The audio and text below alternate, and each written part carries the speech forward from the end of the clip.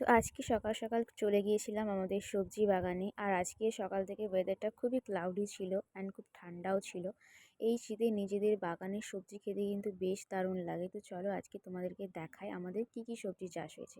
তো প্রথমেই দেখিয়েছি পালং শাক, তারপর ধনেপাতা, লাল শাক, এদিকে মূলো শাক, আর এদিকে দেখো কড়াই শাক। কড়াই শাকটা একটু ছোট আছে। তো তারপর দেখো এ হয়েছে আমাদের পুঁই শাক অ্যান্ড পুঁই মেচড়িও হয়েছে। কথায় আছে, মারা বলে থাকে মাছের মধ্যে রুই আর শাকের মধ্যে পুঁই। তো তার নিচেই আছে খুবই উপকারী একটা পাতা, থালকুনি পাতা। পাশে ছিল লঙ্কা চারা। তো তারপর আমি একটু তুলতে গিয়েছিলাম পালং শাক।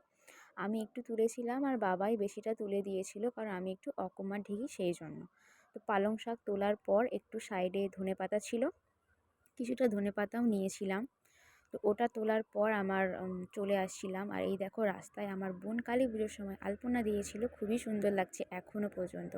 তো চলো টাটা।